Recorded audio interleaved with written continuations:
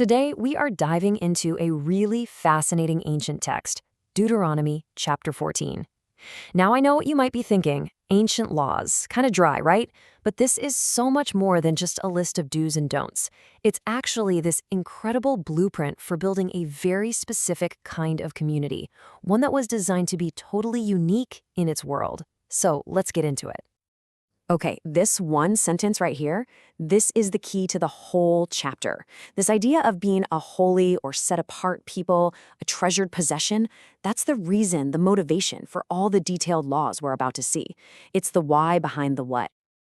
Right, so this idea of being a treasured possession wasn't just some abstract concept. It was meant to shape every single part of daily life. The laws we're about to look at were the practical, on-the-ground ways they lived out this unique status. Think about it like this. The goal was to build a culture where even the most normal, everyday things like deciding what's for dinner became a constant reminder of who they were. So these weren't just random rules, they were rituals that literally formed their identity. And you know what's one of the most powerful ways to build that kind of identity? Food. The dietary code laid out here is maybe the best example of how this community set itself apart from everyone else around them. So to keep things from getting totally confusing, the text organizes the entire animal kingdom into these three simple buckets. It creates a really clear framework for figuring out what was considered clean or okay to eat. Let's see how it worked for each one. Okay, for land animals, it's this very clear two-part test. And here's the kicker. An animal has to pass both parts, no exceptions.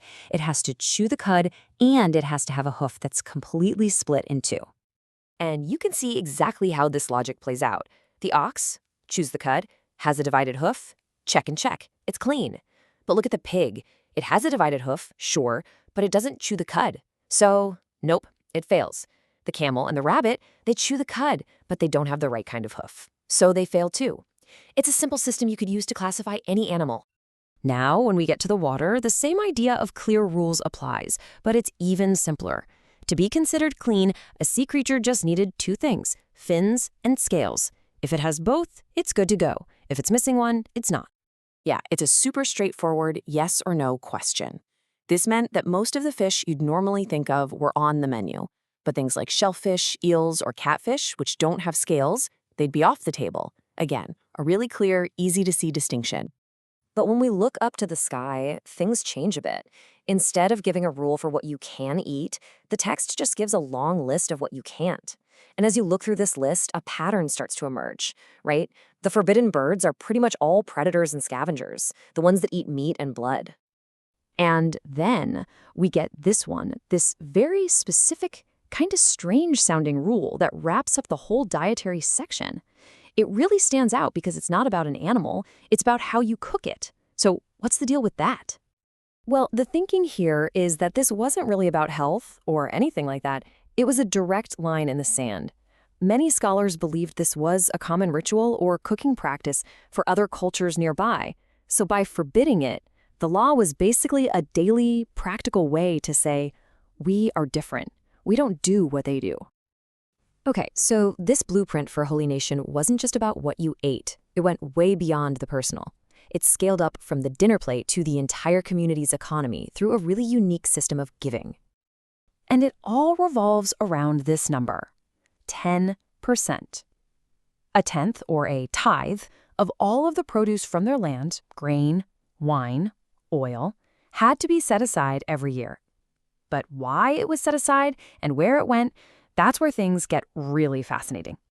Get this. For 2 out of every 3 years, that 10% wasn't some kind of somber tax you paid to a king. It was a party fund. It was a sacred stash for a family feast meant to be eaten in a spirit of joy and reverence. The text even gets into the practical side of things. I mean, if you lived miles away, lugging a tenth of your entire harvest just wasn't going to happen, right? So you could convert it to silver, which is way easier to carry. The main point was clear. Use these resources to buy whatever you like and have a joyful celebration with your family. But then came the 3rd year. In that 3rd year, the cycle changed. The whole system shifts gears from personal celebration to communal responsibility. The tithe in year 3 had a totally different purpose. Instead of being taken to that central place for a big feast, the third-year tithe stayed local. It was brought to storehouses right within their own towns to create what was, essentially, an ancient social safety net. And the text is crystal clear about who this fund was for. It was designed to provide for the most vulnerable people in society, the Levites, who were religious leaders without their own land, plus foreigners, orphans, and widows. This is social justice, hardwired right into their economic calendar. So when you step back, you see this amazing two-part system. On one hand, you've got the celebration tithe, all about personal devotion and family joy, and on the other, the welfare tithe, focused on community support and taking care of the vulnerable. Both were seen as absolutely essential parts of living a holy life. All right, so let's bring it all together. What does this ancient blueprint really show us? It shows how a community's identity can be built through shared, repeated practices, rituals that touch both your personal life and your public duty.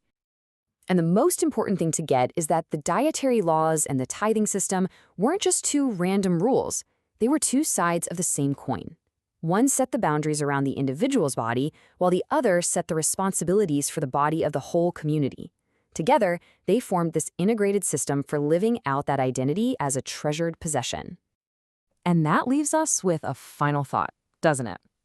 This ancient text is a powerful reminder that communities are built on shared practices. It really makes you wonder, what are the rituals, the small rules, and the big traditions that define our own families, our organizations, and our nations today?